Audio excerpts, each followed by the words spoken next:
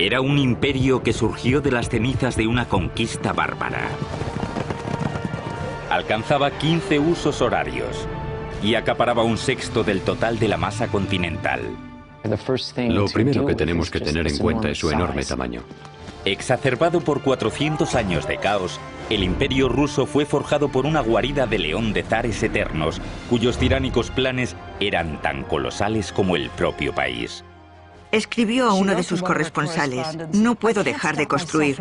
Es que construir es como una enfermedad, es casi como el alcoholismo.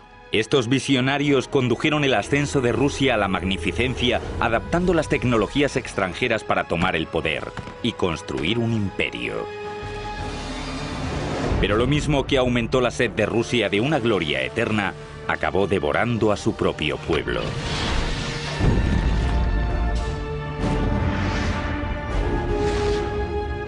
La construcción de un imperio. Rusia. 1480, Moscú. Un líder ruso con mucho futuro está desempeñando un poder sin precedentes. Su nombre es Iván III.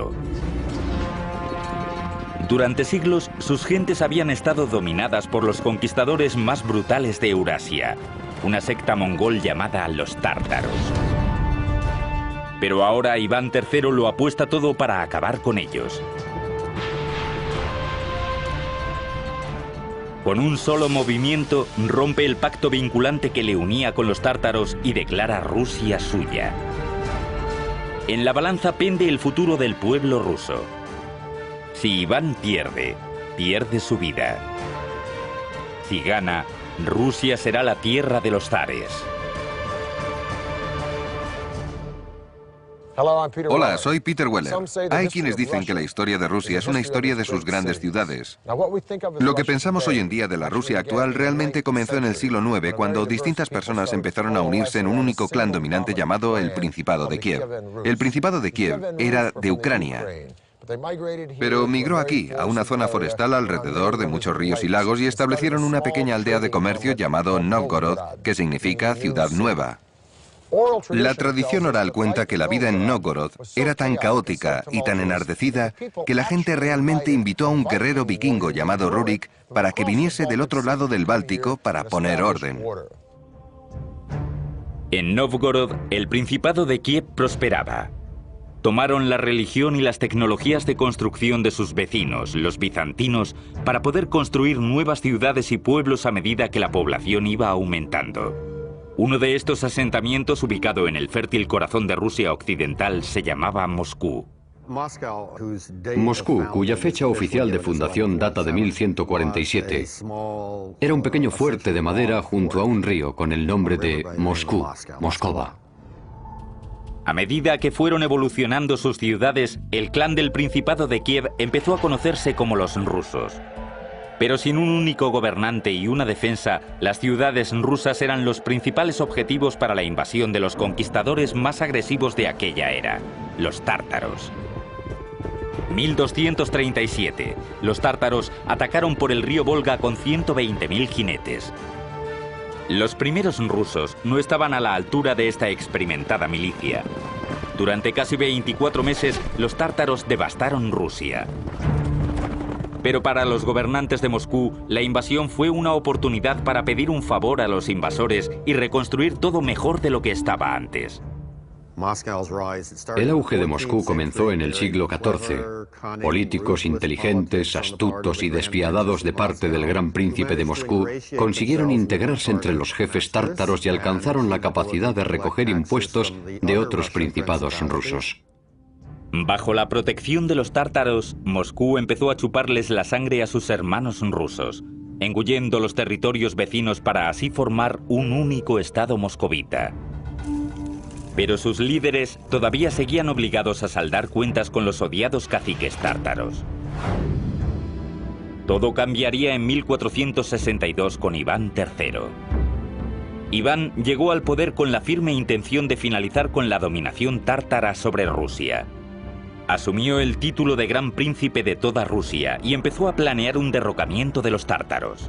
Iván, creo, tenía todo lo necesario para ser un buen zar con gran éxito. Era ambicioso, era oportunista, era despiadado, era inteligente. Para el nuevo zar todo iría como la seda. Se casa con el imperio que había dado a Rusia su religión y su arquitectura, Bizancio. Con esta alianza establecida, Iván adopta el símbolo bizantino del águila bicéfala y declara a Rusia como la tercera Roma. Luego, en 1472, empieza a determinar su legado de construcción. Manda construir una nueva catedral como símbolo inconfundible de que Rusia ahora era una fuerza que había que tener en cuenta. Los trabajadores empezaron las construcciones de este gran proyecto a comienzos de 1470, pero la madre naturaleza tenía otras ideas. En 1474 un pequeño temblor agitó Moscú. Los 2 años de construcción de la imponente iglesia se redujeron a una pila de escombros. Construida de forma rudimentaria con piedras pesadas sobre unos cimientos insuficientes, un accidente así era algo de esperar. Pero Iván convirtió el desastre en una oportunidad. A estas alturas, Iván III hace lo que cualquier sagaz gobernante haría: encontrar a los mejores. Y los mejores de aquella época, en el siglo XV, se encontraban en Italia. Iván encuentra a uno, Aristóteles Fioravanti. Fioravanti era conocido como un maestro arquitecto cualificado en toda Italia. Pero antes de que pudiera reconstruir la Catedral de Moscú, tenía que demoler la obra. Como la primera de muchas otras innovaciones, Fioravanti utiliza tecnología de asedio, es decir, un ariete para arrasar con las ruinas de la iglesia. Y aquello impresionó a los moscovitas. El hecho de que él fuera capaz de derribar en 3 semanas algo que a ellos les había llevado meses erigir sin éxito alguno. Fioravanti comenzó entonces con la construcción de la catedral. Hoy se la conoce como la Catedral de la Asunción. Comenzó utilizando las antiguas iglesias rusas de piedra caliza como modelo, pero infundió el estilo de la tecnología de construcción occidental. El resultado revolucionó la arquitectura rusa. Se empieza con los cimientos. En lugar de las zanjas llenas de escombros, que era típico de las construcciones rusas medievales, él limpió la zanja y puso grandes pilotes de roble. Esto suponía una sujeción mucho mejor para el edificio, que no se quebraría ni deformaría, lo cual obligaría a derribarlo si esto sucediera. A partir de ahí, las innovaciones de Fioravanti se extendieron. En lugar de utilizar piezas amontonadas de piedra caliza apenas unidas con argamasa, dispone los bloques de piedra caliza entrelazados, lo que los hace más estables. Ya con los muros acabados, procede a la delicada y peligrosa tarea de la construcción de los grandes techos abovedados. Cuando comienzas la bóveda, el tejado, hay una cantidad enorme de peso que recae sobre esos muros. Así que el tercer elemento que él introdujo fueron los vástagos de unión de hierro. Eran simplemente vástagos de hierro que se insertaban en la construcción y se extendían hasta el nivel de la bóveda, lo que sirve como una forma adicional de soporte. Mantiene unida toda la estructura. Por último, en vez de construir una iglesia de cúpulas y tambores redondos de piedra pesada, introdujo el uso de ladrillos más ligeros y resistentes, enseñando a los nuevos constructores rusos cómo cocer y colocar este nuevo material. Así que desde los pilotes de unión de los muros, a los vástagos de unión, a la estructura superior, Fioravanti utilizó toda una gama de nuevas técnicas, aprendidas en Italia, pero puestas ahora en un contexto de símbolos rusos. La catedral terminada medía 45 metros de altura. Era un edificio deslumbrante e imponente. Con su símbolo de poder en su lugar, Iván ya estaba preparado para retar a los tártaros. Su respuesta es rápida. Reúnen un gran ejército y atacan Moscú. Iván saca a sus propias fuerzas y ambas partes se enfrentan en el río Ugra, a 480 kilómetros al oeste de Moscú. Tras meses de enfrentamiento, finalmente los rusos invaden a los tártaros. Con gran éxito, Iván había derrotado a los opresores que habían subyugado a los rusos durante casi 3 siglos. y con su legado basado en potentes edificios de ladrillo y piedra, Iván III se convierte en Iván el Grande. En el momento de su muerte en 1505, Iván había creado una Rusia independiente, pero todavía no había creado un imperio. Esta distinción le correspondería a otro Iván, cuya autoridad absoluta y su crueldad inhumana le harían ganarse el título de Iván el Terrible. Al final del reinado de Iván el Grande en 1505, este había conseguido liberar a los rusos de la sumisión ciega a los tártaros y había triplicado el territorio de Moscú. En otras palabras, pasó de tener 24.000 kilómetros cuadrados a tener 72.000 kilómetros cuadrados, lo cual fue todo un logro por sí mismo y le hizo merecer el título de El Grande. Pero los tártaros seguían siendo un problema. Aunque se habían retirado de Moscú, su capital, Kazán, estaba en el camino de la expansión de Rusia hacia el este. Se escogió al nieto de Iván III para liberar a Rusia de los tártaros y convertirla en un imperio, el cual sería conocido como Iván el Terrible.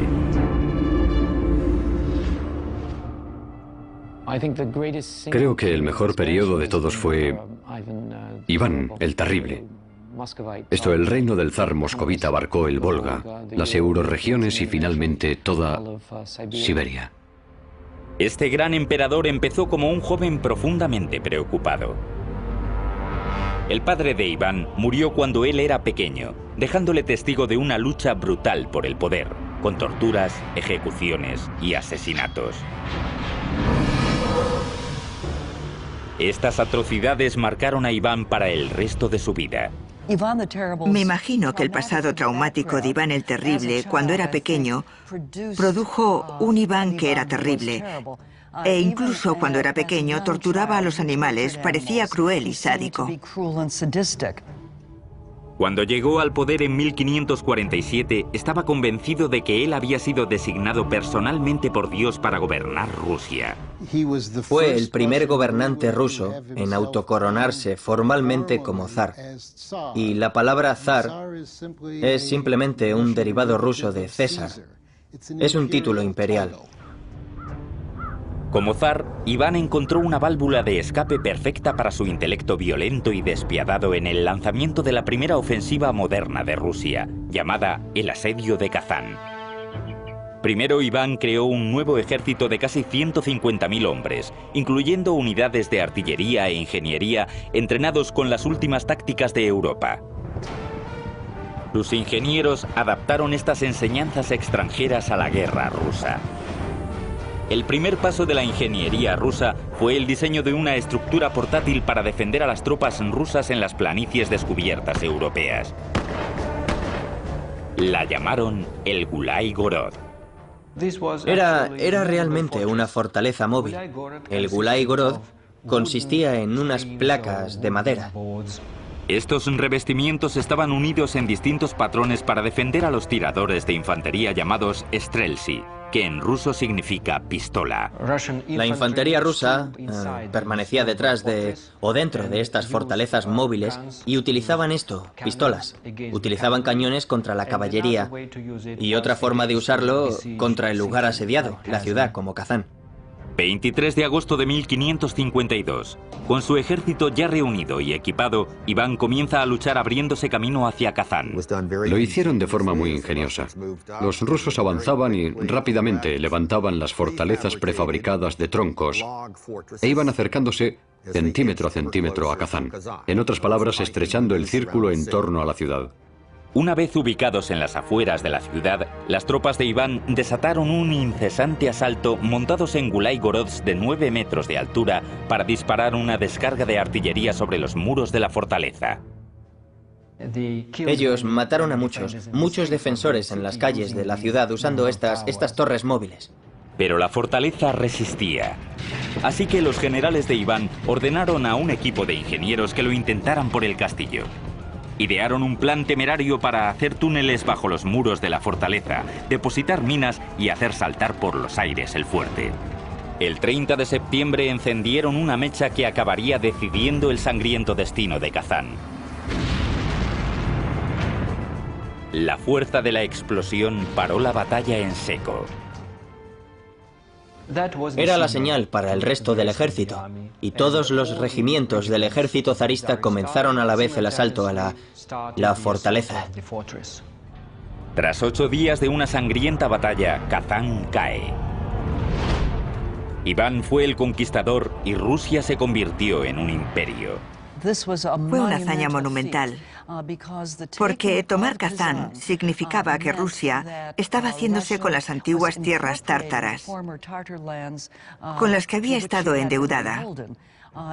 Y Kazán le dio la oportunidad a Rusia de expandirse realmente como un imperio. Le abrió el camino por el sur hacia el Mar Caspio y el Mar Negro, y por el este hacia Siberia.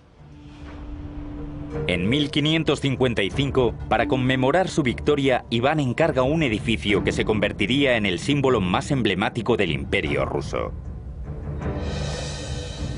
Hoy en día se conoce como la Catedral de San Basilio. La Catedral de la Intercesión, la que conocemos como San Basilio, se basa en la tecnología de las torres de ladrillo que introdujeron los italianos y más tarde adaptaron los rusos. Construida casi en su totalidad en ladrillo, la catedral realmente eran 8 iglesias en una. Fue diseñada con un patrón geométrico en el que cada iglesia rodeaba a la torre central, simbolizando así a los 8 días del asedio de Kazán. En la década de 1580 se añadió el elemento más distintivo de la iglesia. La cúpula con techo de bulbo realmente tiene esa forma, desde su base ensanchada. Se apoya en un cilindro llamado tambor, y desde ese cilindro, desde lo alto de ese cilindro, se ensancha prominentemente, se eleva y acaba en pico. Esa es la cúpula con techo de bulbo. Las cúpulas con forma de bulbo de San Basilio son totalmente únicas.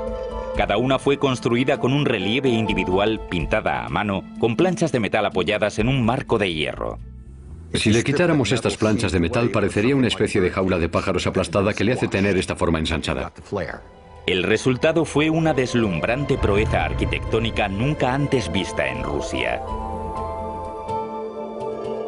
Hacia 1553, los dominios de Iván eran los más vastos de Europa, y él estaba a la altura de su poder.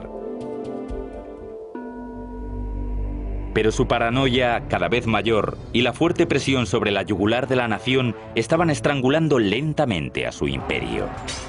Emprendió una serie de guerras estúpidas y costosas y arremetía con sadismo contra todo aquel que se opusiera a su poder. Las llamas de la demencia de Iván estaban consumiendo a su propio pueblo. Y nadie estaba a salvo, ni siquiera su propia familia. Otra razón por la que Iván IV era conocido como el Terrible se debe probablemente al final de su reinado, cuando asesinó a su hijo, que estaba tratando de proteger a su mujer embarazada de la rabia de Iván. Iván había pegado con tanta fuerza a la mujer que ésta perdió al niño. Cuando su hijo se enfrentó a él, Iván también la emprendió contra él. Ciego de ira, lo mató al instante. Con un rápido movimiento, Iván había destruido su propia línea de sucesión. En el momento de su muerte en 1584, el imperio estaba patas arriba.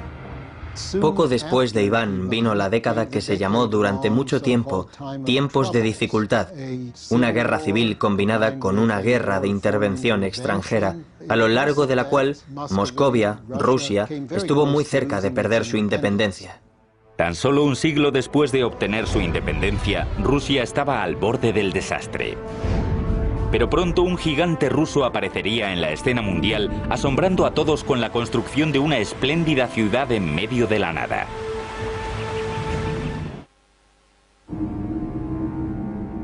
...1696... Un nuevo zar llega al poder con el plan revolucionario de retomar las cosas donde Iván las había dejado y transformar su nación atrasada en un imperio moderno. Su nombre es Pedro el Grande.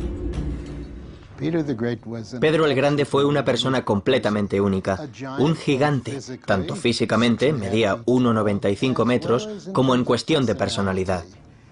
Despreciaba las convenciones y las tradiciones y mostraba una curiosidad incesante por las cosas nuevas.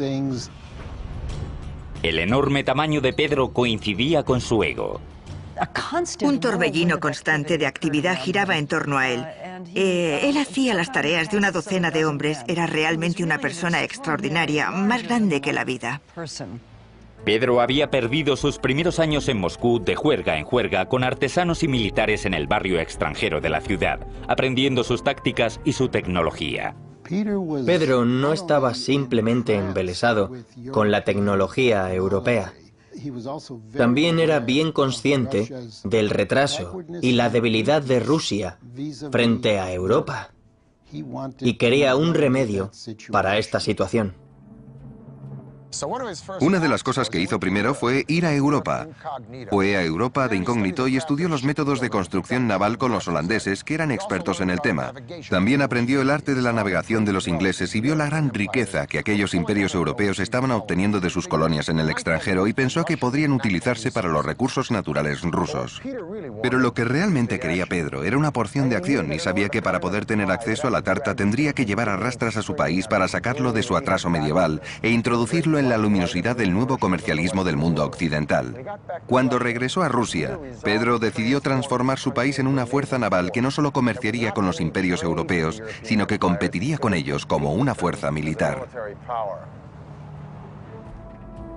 Pedro fija su punto de mira en un trecho de tierra a 640 kilómetros al norte de Moscú, cerca del mar Báltico, en el río Neva. Con la vanidad propia de un dios, comenzó a prever su nueva ciudad naval que situaría a Rusia dentro del mapa de Europa. A esta previsión la llamaría San Petersburgo. Una ciudad en ese lugar tenía acceso directo a Europa a través del mar.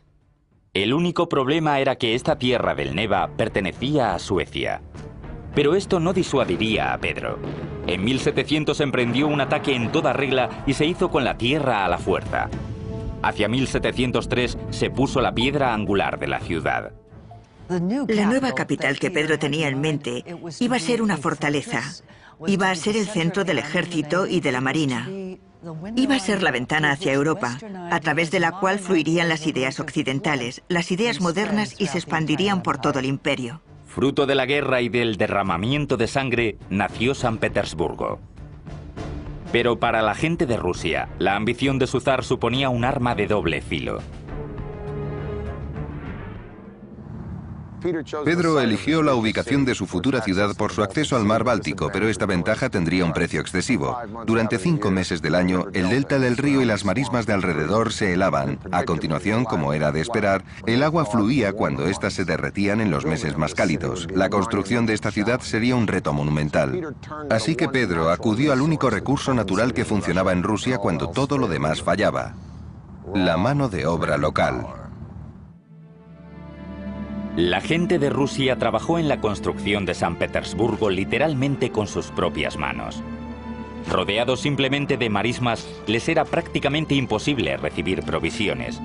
Para poder levantar los cimientos de la fortaleza por encima de las marismas, los trabajadores tuvieron que excavar en la tierra con sus propias manos y luego transportar miles de kilos de tierra en sus chaquetas y camisetas.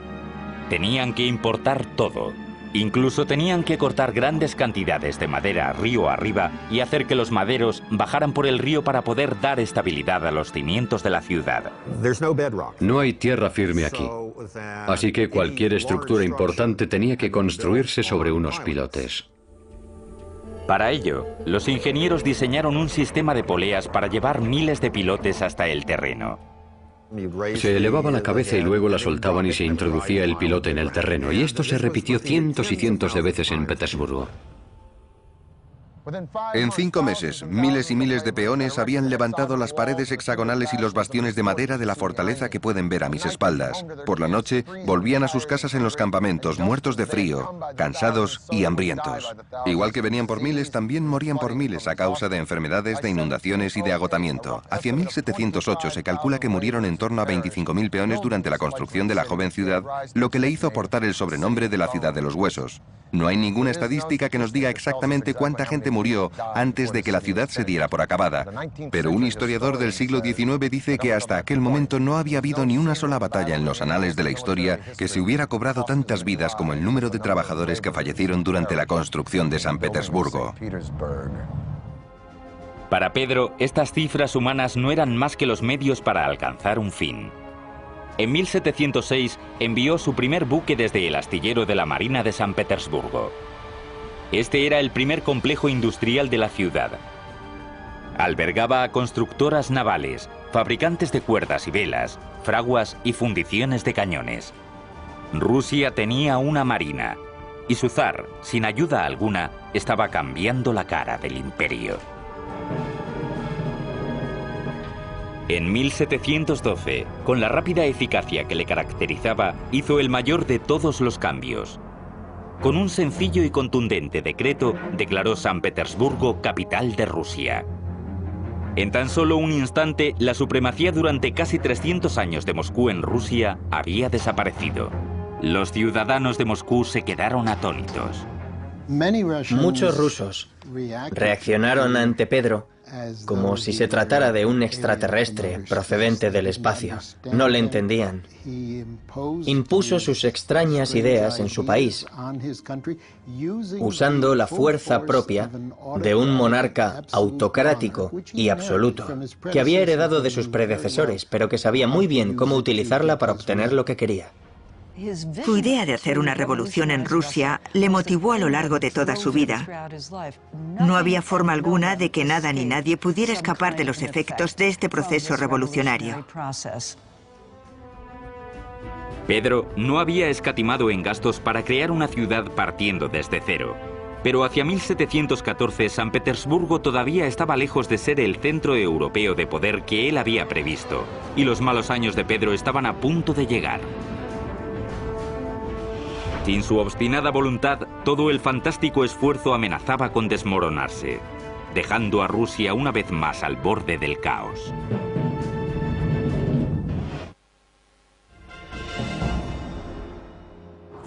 Durante décadas, Pedro el Grande se había centrado en una doble tarea de convertir a Rusia en un gran imperio y a San Petersburgo en su brillante capital, con una excepción. Siguió con sus legendarias borracheras entre amigos, pero como siempre sus juergas hacían pocos estragos en su energía incesante. Había derrotado a los suecos en la Gran Guerra del Norte, había expandido los límites de Rusia desde el Báltico hasta el Pacífico, había construido una nueva capital europea, había creado un ejército de la Marina, había construido escuelas de ingeniería y ciencia y había multiplicado por 7 el comercio ruso. Tanto militar como políticamente, Rusia se había convertido en un imperio, pero todavía le faltaba un elemento esencial en todo imperio que se precie: prestigio. En 1714, Pedro empezó a realizar los bocetos para un gran palacio encima de un acantilado de 15 metros de altura, mirando hacia el mar, a 40 kilómetros a las afueras de San Petersburgo. Lo llamaría Peterhof. El palacio estaría rodeado de 240 hectáreas de jardines y coronado por una red dorada de fuentes que recorrerían toda la pared del acantilado. Los trabajos del proyecto monumental comenzaron en 1716. Muchos soldados del ejército fueron enviados a la finca para cavar las zanjas que llevarían el agua a través de un sistema de cañerías hasta las fuentes. En 1719, los primeros ingenieros hidráulicos del país comenzaron a trabajar en el complicado sistema. El palacio fue construido en las alturas y las alturas es lo que alimenta el agua. Es esa caída, la gravedad y esa caída era la que hacía que funcionaran realmente las fuentes. Utilizando la pendiente natural del terreno y el agua de los manantiales cercanos, los trabajadores construyeron un sistema de casi 24 metros gracias a la gravedad. El agua se almacenaba en depósitos que estaban en lo alto. En un abrir y cerrar de ojos se soltaba esta agua y caía a través de las cañerías de madera en cascadas de 15 metros hasta el eje de las fuentes. La velocidad del agua acumulaba suficiente fuerza para impulsarla a casi 20 metros por el aire. El resultado era asombroso. Las fuentes eran tan espectaculares que fueron apodadas las Versalles de Rusia. Pero Pedro no tuvo demasiado tiempo para disfrutar de su gran joya. En 1725, tras meterse en el agua helada para salvar a un marinero a punto de ahogarse, el gran Pedro cayó enfermo y murió. A finales de su reinado, Pedro había llevado a Rusia de ser un país aislado y atrasado a ser un imperio de lo más novedoso. Pero el trabajo no estaba aún acabado. La ambiciosa y tenaz esposa del nieto de Pedro sería quien completaría la transformación de San Petersburgo, que pasó de ser un fuerte naval a ser la resplandeciente capital que conocemos hoy. Su nombre era Catalina la Grande. Catalina llega al poder en el año 1762, derrocando a su marido, que había sido emperador ruso durante tan solo 6 meses. Y ella pudo fácilmente derrocarle. Una vez en el poder, Catalina retomó las cosas donde las había dejado Pedro: transformar Rusia en una potencia mundial. Como extranjera, como europea que era, completó prácticamente el proceso de europeización que Pedro el Grande había comenzado a comienzos del siglo. De hecho, Catalina se veía a sí misma como la heredera legítima de Pedro. En el siglo XVIII, para poder ser un monarca con éxito, tenías que expandir tu territorio, y eso es lo que hizo espléndidamente Catalina. Catalina anexionó unos 320.000 kilómetros cuadrados de territorio, lo que añadió una enorme riqueza a las arcas de Rusia y expandió el imperio hasta límites nunca antes alcanzados. En segundo lugar, tenías que introducir un amplio plan de reforma, y eso es lo que ella hizo. En su propio terreno, Catalina utilizó su nueva riqueza para modernizar su ciudad. Fue uno de los primeros gobernantes rusos en tratar las miserables condiciones en las que vivían los pobres de Rusia, con planes para hospitales, sanidad, servicios y colegios. Catalina, durante su reinado, estableció normas arquitectónicas para la construcción de nuevas ciudades. De hecho, lo hizo. Construyó 216 ciudades nuevas, junto con planos de cómo debería ser el trazado, cómo deberían estar diseñadas las plazas centrales, qué tipo de fachadas debería haber, qué tipo de materiales deberían utilizarse en la construcción. Pero el proyecto de construcción más prestigioso de Catalina fue la renovación de su residencia real, el monumento más extravagante del imperio para su propio disfrute, el Palacio de Invierno. El Palacio de Invierno tenía 3 pisos y medía 195 metros de largo. Todo el exterior estaba decorado con más de 200 columnas y cerca de 150 estatuas esculpidas. En el interior contenía más de 500 habitaciones, casi 4 veces el número de habitaciones de la Casa Blanca. A lo largo de su reinado, Catalina encabezó un auge en la construcción como nunca antes el imperio había visto. Su poder inigualable transformó por completo San Petersburgo en un escaparate ostentoso y sin tapujos de la cultura, la riqueza y el poder del imperio ruso. Escribió a uno de sus corresponsales: "No puedo parar de construir. Es que construir es como una enfermedad, es casi como el alcoholismo". La desmedida construcción no era el único vicio de la zarina.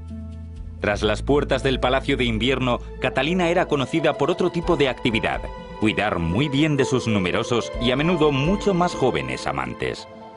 Era una mujer trabajadora. Por las noches quería compañía masculina. Y hubo una serie de amantes uno tras otro.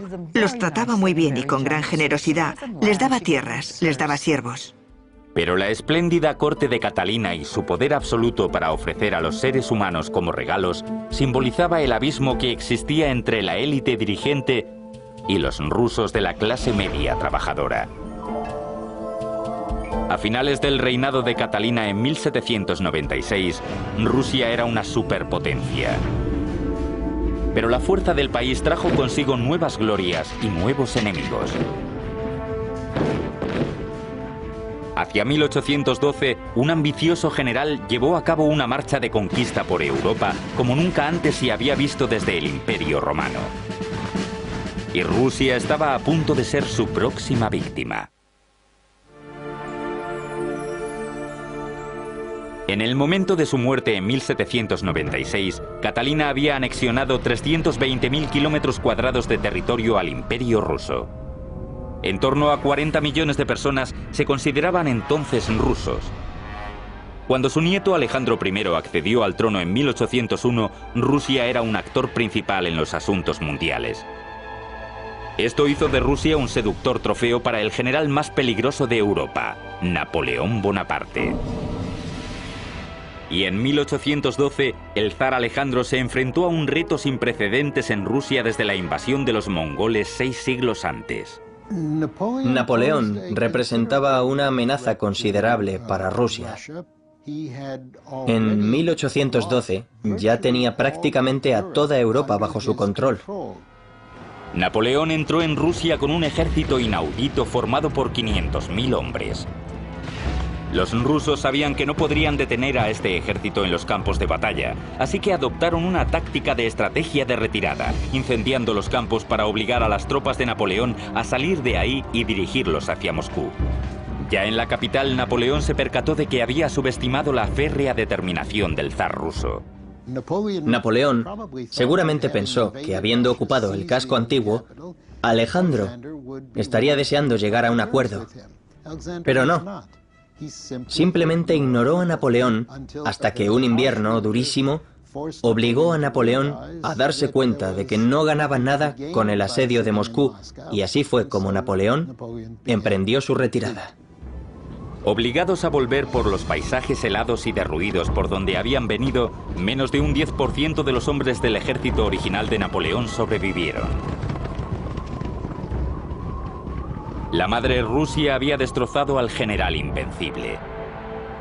En 1883, el sucesor de Alejandro encargó que se colocara un gran monumento en el centro de la plaza del Palacio de San Petersburgo. Sería un imponente símbolo del desafío ruso. Se llamó la Columna de Alejandro. La columna de Alejandro reposa sobre un eje de granito de acabado rojo. Es un monolito que es una sola pieza. Una vez más, un zar ruso obligó a su pueblo a mover literalmente montañas para construir un monumento en el nombre del imperio. Un ejército de rusos esculpieron metódicamente el eje de la columna de la ladera de una montaña en una sola pieza y lo trasladaron hacia San Petersburgo. Este proceso duró 3 años y se necesitaron miles de trabajadores.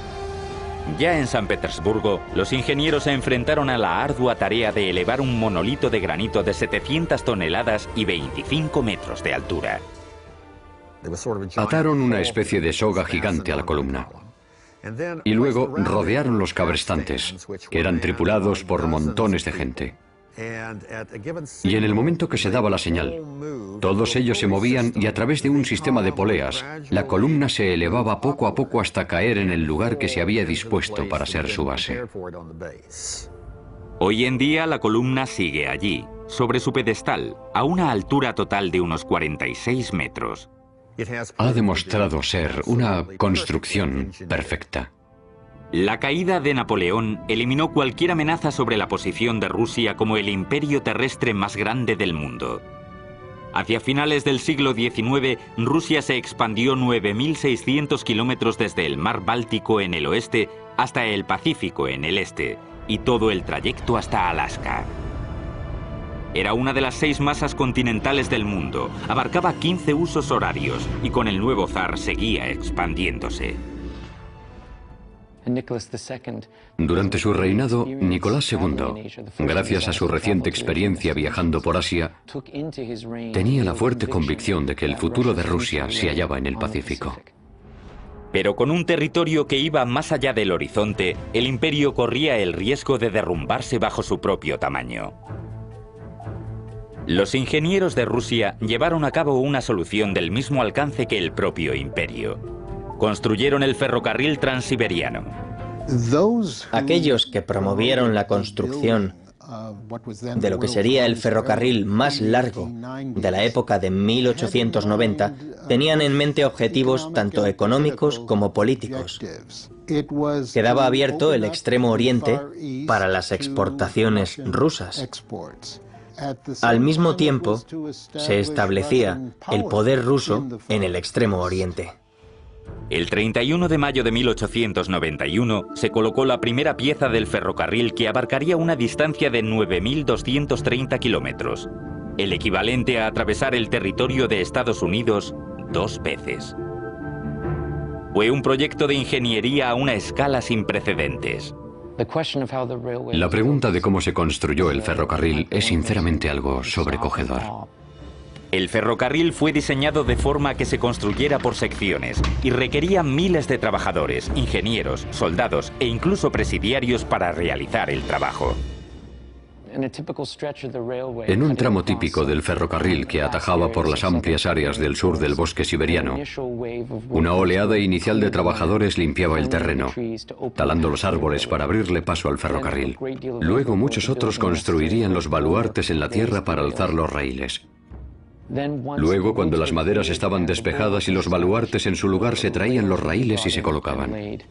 El transporte de las provisiones hasta estos lugares remotos suponía un gran reto, porque, después de todo, el ferrocarril todavía no existía. Las vías tenían que colocarse poco a poco, así que los trabajadores podían utilizar el ferrocarril en construcción para transportar el acero desde el oeste y continuar construyendo sección a sección. Y este proceso se repetía semana tras semana, mes tras mes, durante todos los años del último periodo imperial. El esfuerzo incesante fue la peor parte del trabajo. Era un trabajo durísimo, un trabajo durísimo.